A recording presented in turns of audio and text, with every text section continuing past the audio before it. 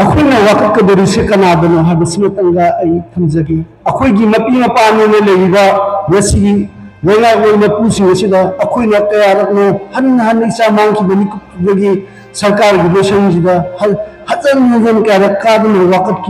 ꯋꯥꯀꯠꯈꯤꯕꯁꯤꯡ ꯑꯗꯨꯒꯤ hajjan hajjan hajjai ki basing dugi modi gi mahayna matam kaya gi matunda tumin na suktak le da matunda ne ko kun karamata gi ta ki da matunda akoi ba leba ke ko ba singa mahu wang ko na bom to ki makhone ne da marak sida asiba haksang ani gi photo yum da la go unki tarik ama or mane ko October ki adagi di moi mari phare mo hare adagi nahan pune adagi ama mu phare hare punna manga phare hare sumai sum wari do hawre adu moi na tawda oi do mandre aduna masimatang isani hasang se miyam na chalaga thiba masi ai pamse natraga di moi na phangadori ha jene kaida moi no haibsu leite aduga tasena harga di hauji ki haji inang na pok jaga ne ana pasuna te impan thana na ju chalaga dum thiro ko phangba yaba phamne aina mafam du do phone pai banu pa du da phabio ha ba impan thana gi osi masama na akoi koki lamni madu changba yaro haina numit kharni July 3 tu gi anak numit kharni da hangba adu mani impan thana gi osi na phungi ba adu degi sum kaim tawdana le paduna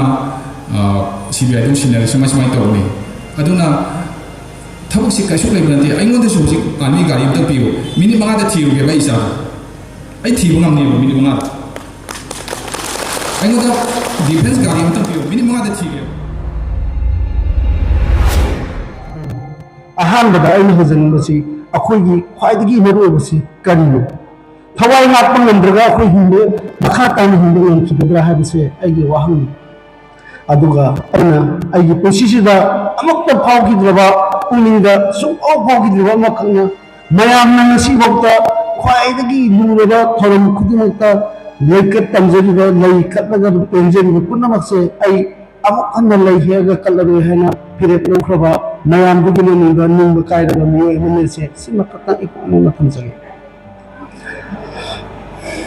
ꯑꯩꯈꯣꯏꯅ ꯋꯥꯀꯠꯀꯗꯧꯔꯤꯁꯦ ꯀꯅꯥꯗꯅꯣ ꯍꯥꯏꯕꯁꯤ ꯃꯇꯥꯡꯗ ꯑꯩ ꯊꯝꯖꯒꯦ ꯑꯩꯈꯣꯏꯒꯤ ꯃꯄꯤ ꯃꯄꯥꯅ ꯂꯩꯔꯤꯕ ꯉꯁꯤꯒꯤ ꯂꯩꯉꯥꯛꯂꯣꯏ ꯃꯄꯨꯁꯤꯡ ꯑꯁꯤꯗ ꯑꯩꯈꯣꯏꯅ ꯀꯌꯥꯔꯛꯅꯣ ꯍꯟꯅ ꯍꯟꯅ ꯏꯆꯥ ꯃꯥꯡꯈꯤꯕ ꯃꯤꯀꯨꯞꯇꯨꯗꯒꯤ ꯁꯔꯀꯥꯔꯒꯤ ꯂꯣꯏꯁꯪꯁꯤꯗ ꯍꯟꯖꯟ ꯍꯟꯖꯟ ꯀꯌꯥꯔꯛ ꯀꯥꯗꯨꯅ ꯋꯥꯀꯠꯈꯤꯕꯁꯤꯡ ꯑꯗꯨꯒꯤ hajjan hajjan hajjaikibasing adugi modigi mahayna matam kayagi matunda tumin na suktak le da matunda ne ko kun karamata gi ta ki da matunda akoi ba leba ke ko basinga mahu wang ko na bom to ki makhone ne da marak sida asiba haksang anigi photo yumda la go unki munito khangong da ubami kuptai isi hedina lakna ki adugi matunda sanjang sajam bane khalu hanna na yengki adugi matundagi mayam punamang wabiba mikki pirang pasadagi mayam punamaki nama khwaidagi amnaba milugi pirang wasigi sawba mayam gi iholaksida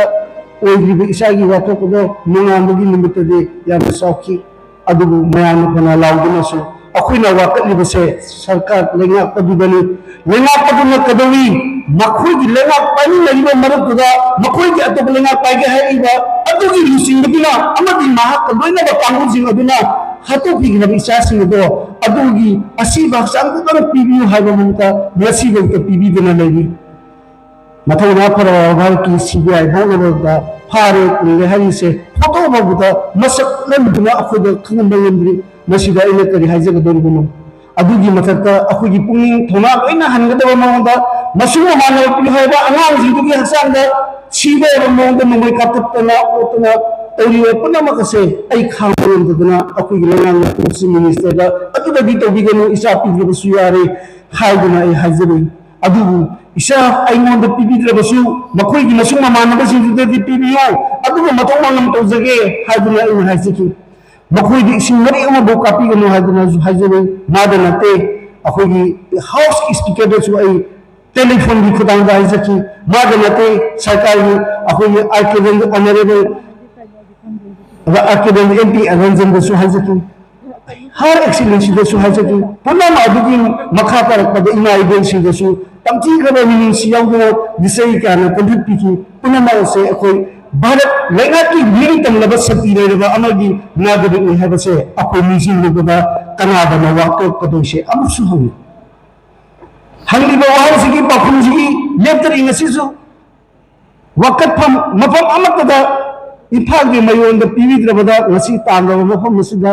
simbiduna wahay amatang oirabasu phongduk phongjabagi dama humdra taruk suba manipur national day asida aibu makthong marang khangdana mangkhaba isa anuna mangoi naraga biratuna miyamna phambakta asida biratuna wahay manga taradang phongdokpa phangdibagi dama simbiranggi rimedi tindiri wakala makpusu ikong anu hanna kholam jaduna ai ikai khumda usabaga lamdam jibu konbiriba ibudo ibendo loinana daistelin sindiba prajapun khum jari matam tian mani ai su khaikan wahi mateng pondok yamna hajar mani odu hajar wali mati kam ta hajar ge ai isang pa mati mama nabi lin thoi ngam bisi July 3 ta isam samna harada tidim rota sakraga khopumgi Bisanpuri sangi bo khopumgi labi da pung mapan ga minit lain thoi da moini sang re ha se mapan do thiat pa CC camera amada di confirm to kre adu dagi di yama thuna hobi July 3 da apoko mapana Imphal police station da report dum tawni madu dagi police na thibe abdo thibi thilama ya adum hobi ya rabne adu bo no sum hobi dana mathapda hobi CBI da Imphal police station na sinare adu dagi di tarabanga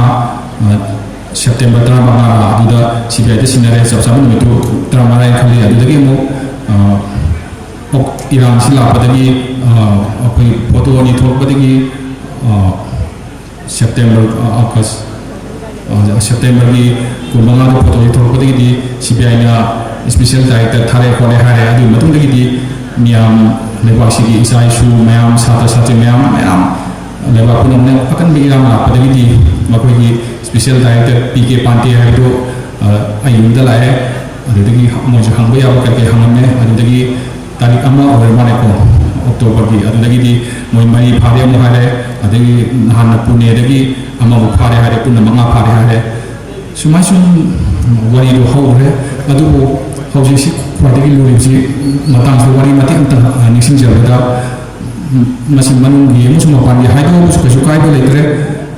mo pani si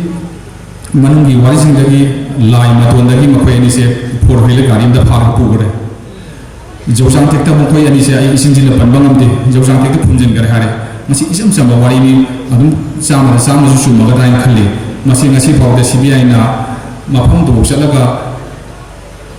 thire haido ga do nandi karimta akoida hadal polite aduna thamari hasale taseng mun hasando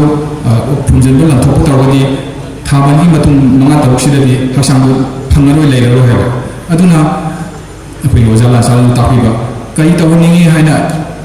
aroba kai tawningi na hai matam do aduju ayo ongtang miyam da hajage mo CBI na thiri ni hare mo ke silu sathajinu nandi hasang hajde patpa humba leibani na khara leiradi phangda su ya aduna mafam du ko ki jagani meitei sam su ya de yamna luri se lebang miyam na Jauhsang teki mafam do sangaga timine ba yabagi othongi ngai si ekoi mem khanar ga thokada masine ai na miyam da hajemi je thana gi ngai dum nei lo CBI na thire hare nami phanya ko singre jawab mafam ju khange ai na CBI da hage si noi khobum labdi salo lai ma to da bangal lai ni bangal to dai bami sing do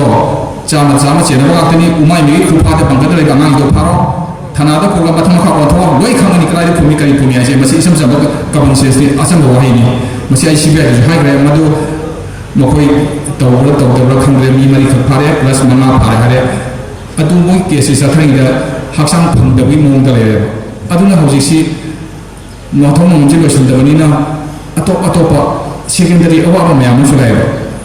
isagi tahu ini sama adu tahu ada hai ba mong kerja thole masih na hena awak apa mau boleh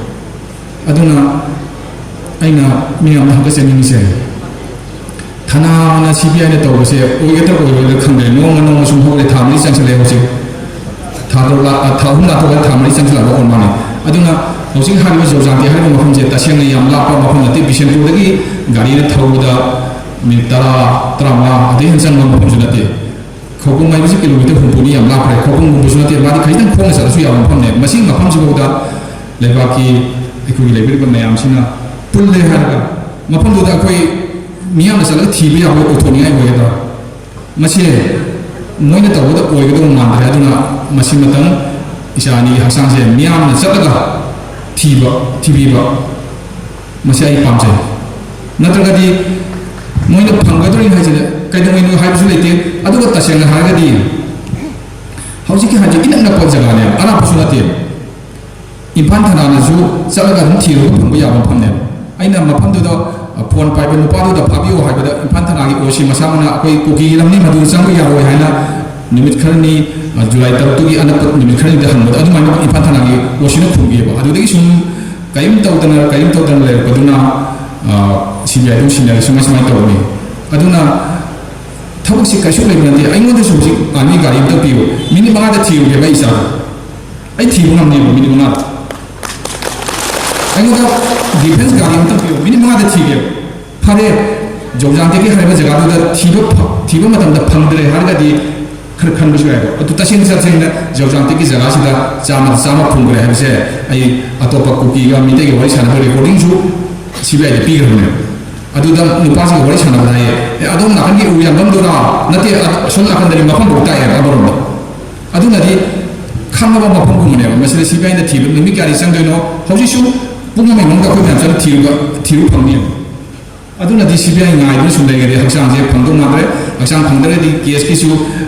ꯃꯄꯥꯟ ꯀꯜꯂꯔꯣꯏ evidence ꯄꯨꯊꯣꯛꯄ ꯉꯝꯃꯔꯣꯏ ꯑꯗꯨꯅ ꯑꯩꯅ ꯂꯩꯕꯥꯛ ꯃꯤꯌꯥꯝꯗ ꯍꯪꯒꯠꯆꯔꯤꯁꯦ ꯀꯔꯝꯍꯥꯏꯅ ꯇꯧꯔꯒ ꯑꯩꯈꯣꯏ ꯆꯠꯂꯒ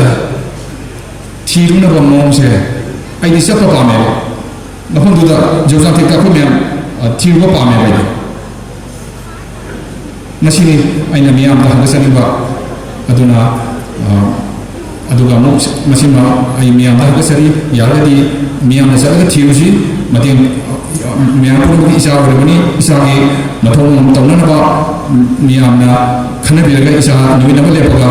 ꯏꯆꯥꯗ ꯍꯧꯖꯤꯛꯀꯤ ꯖꯧꯖꯥꯟꯇꯦ ꯍꯥꯏꯔꯤꯕ ꯖꯒꯥꯗꯨꯗ ꯑꯃꯨꯛꯇꯪꯗꯤ ꯃꯤꯌꯥꯝ ꯆꯠꯂꯒ ꯊꯤꯕꯤꯕ ꯃꯁꯤ ꯑꯩꯒꯤ ꯇꯔꯐꯇꯒꯤ ꯄꯥꯝꯖꯩ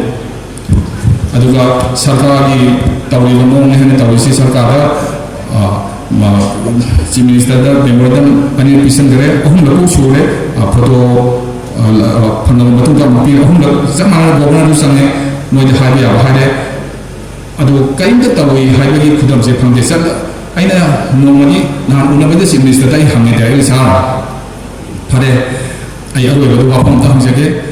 ꯑꯩ ꯃꯃꯥꯡꯗ ꯁꯥꯔꯕꯨ ꯎꯅꯕ 2ꯔꯛ ꯂꯥꯛꯆꯈ꯭ꯔꯦ ꯃꯇꯝꯗꯨꯗ ꯁꯥꯔꯅ ꯑꯉꯥꯡꯒꯤ ꯃꯇꯥꯡꯗ ꯀꯔꯤ ꯇꯧꯈꯤꯕꯒꯦ ꯃꯗꯨ ꯄꯨꯛꯆꯦꯟ ꯁꯦꯡꯅ ꯑꯃꯨꯛꯇ ꯍꯥꯏꯕꯤꯌꯨ ꯁꯥꯔ ꯑꯩꯅ ꯍꯪꯉꯦꯕ ꯍꯧꯈꯤꯕ 2ꯔꯛ ꯎꯅꯔꯝꯃꯦꯕ ꯆꯤꯐ ꯃꯤꯅꯤꯁꯇꯔ ꯑꯃꯁꯨ ꯒꯣꯕꯔꯅꯔ ꯆꯞ ꯃꯥꯟꯅꯅ ꯑꯗꯨꯒ ꯅꯍꯥꯟꯒꯤ ꯐꯣꯇꯣ ꯊꯣꯛꯂꯕ ꯃꯇꯨꯡꯗ ꯆꯤꯐ ꯃꯤꯅꯤꯁꯇꯔꯁꯦ ꯑꯃꯨꯛꯀꯁꯨ ꯍꯟꯅ ꯎꯅꯩꯑꯕ ꯃꯗꯨꯗ ꯑꯩꯅ ꯍꯥꯏꯕꯅꯦꯕ ꯑꯩꯈꯣꯏꯒꯤ ꯋꯥꯔꯤ ꯁꯥꯒꯗꯕ GSCꯒꯤ ꯀꯔꯤ ꯋꯥꯔꯤ ꯁꯥꯟꯅꯔꯦ ꯑꯔꯣꯏꯕꯗ ꯑꯩꯅ ꯆꯤꯐ ꯃꯤꯅꯤꯁꯇꯔꯗ ꯍꯪꯖꯕꯁꯦ ꯁꯥꯔ ꯑꯩꯈꯣꯏꯅ ꯁꯥꯔꯗ ꯑꯉꯥꯡꯁꯤꯕꯨ ꯊꯤꯕꯤꯅꯕ ꯍꯥꯏꯖꯔꯝꯕ ꯑꯗꯨ ꯃꯇꯝꯗ ꯁꯥꯔꯅ ꯀꯔꯤꯒꯤ ꯑꯦꯛꯁꯟ ꯂꯧꯈꯠꯄꯤꯈꯤꯕꯒꯦ ꯄꯨꯛꯆꯦꯟ ꯁꯦꯡꯅ ꯑꯃꯨꯛꯇ ꯍꯥꯏꯕꯤꯌꯨ ꯍꯥꯏꯅ ꯑꯩ ꯍꯥꯏꯕ ꯀꯥꯟꯗ ꯃꯥ ꯐꯖꯅ ꯈꯨꯝꯗꯦ ꯁꯨꯛꯔꯨ ꯑꯁ ꯑꯗꯨ ꯆꯠꯂꯤ ꯈꯣꯠꯂꯤ ꯍꯥꯏꯔꯦ ꯆꯠꯂꯒꯗꯤ ꯆꯠꯂꯨꯕ ꯃꯇꯝꯗ ꯐꯥꯗꯦ ꯃꯌꯦꯛ ꯁꯦꯡꯅ खर पाखुम खर आइदि फोन पाइब नुपीदो लाइनिंगसु कौई लमदान इंगोरो लमदान है इना लकनि खोंग नि थोखोंदगी खिदंग संगा दम उबो मफमने अदुबोदा चलोरगा नुपीदो फाबा फंदे हायो कैसु काबिलिटी सुक्सेस चलोदे एक्शन बोलदे अदु नान सीबीआई ना फाबदोदि लायो खाना होजिगे इसान पाइ फोन दो ऑपरेटर गा सिमसिदोगा मा फाबदि यावे अदुबुदि लायो फाइ हाइतारे अदि किलोमीटर 5 खक लापा बिशेनपुर दैना जौजांगी फोगी अदुगी ऑपरेशन बते मा अनांगी फुंगी मफम दो अदुगो थीबा गी ज्ञान पुथोबा नंदरबा आईपीएस ऑफिसर अदगी आईएस ऑफिसर सिंसिबु मखोदे तो पिरिबुगी काना बसिबु करिनो अदुगी शरुदी मखोसि तसेंना ख्वाइदगी यूपीएस की लोगो परीक्षा अदुगो मयाम जिदगी मोसि टॉप रैंकिंग हन पिरिने आईएसपी बा अदगी हंटर बद आईपीएस पिरिने अदुगो मनु पुलिस की मसी सरकार की वही मते अंत हसी मैं पुलिस की चीफ सेक्रेटरी से सुन लगी ममता पिथुक दो तो ला अमनी से मोटा क्लास आई खत्म पास तो अमना चीफ सेक्रेटरी को हम दिवा अदुगा मैं पुलिस की वना खाली एएसआई मना होल मन पुलिस को दिवा लेमोर रिलीज से कांस्टेबल ना रोय को दिवा अदुगा दी सरकार की इंग्लिश लोइना तरुण मंदी आईपीएस की आईएएस की ज्ञान से अकोई सीधा हौजिकी जोरसांते पोशारुगा अंगाम अनिरु थीबा की शक्ति लेके मोगी मकोते की अदुगा पुथोपन हम दिया अदुदी आईएएस आईपीएस की सेनबम से करी लगा ले लिए खुदम बनाता नर्सरी की अंगाम अमा एबीसी ता नबे दंतदी डॉक्टरेट यूनिवर्सिटी डॉक्टरेट दगा हो दिया क्लास 8 पास तक छात्र में ताहल हो रे नर्सरी छात्र में तंदो मन को तरह थबसिदी आईएएस की आईपीएस की दरगा या अमत लेते पैसा तीन ने सिनेमा सरकार की आई वाहनी वानी से सरकार की वानी मंदी आईपीएस मना सिर्फ फुंगे खाना बुदो आईपीएस का कंट्रोल लेने में आजे आईपीएस एमपीएस में आम लेने में सुध की किलोमीटर मंगा बगी थपक तो बंद दबो बगी को तो करना मखरी आईपीएस में अदुना सरकार सिन आई सुन वाहन खजबे वाली सरकारी मशीनरी पुलिस डिपार्टमेंट से कई तक काम रहे हे हर बस सीबीआई है एबीसी बजू सीबीआई को इहलजे मन पुलिस की डीजीपी ने दरगाह में इबता रहा एबीसी खर चलने तो सीबीआई की कॉलगा डीजीपी ने ये ऑपरेशन इहलजे मन पुलिस है असुल मत है सिंह को नाटक को लिमनी डीजीपी से आईपीएस अन्ना किलोमीटर मंगा होगी ऑपरेशन तो बंद कर दी सीबीआई ने तो दी आई ने बुझाई जब तो मन पुलिस की क्वार्टर में तो एएसआई में बोल रहा है वे तो लगो तक उन्हें रोक में आते नतन माई भूल दे वर्तन में तो एएसआई में बोलो लेबर में डिस्ट्रिक्ट में आते कांस्टेबल में बोलो सरकारी प्रशासन होता है अदुना सीबीआई ने केस फाइल हो दी अते यो तो क्या है उसी में आते लो तो क्या है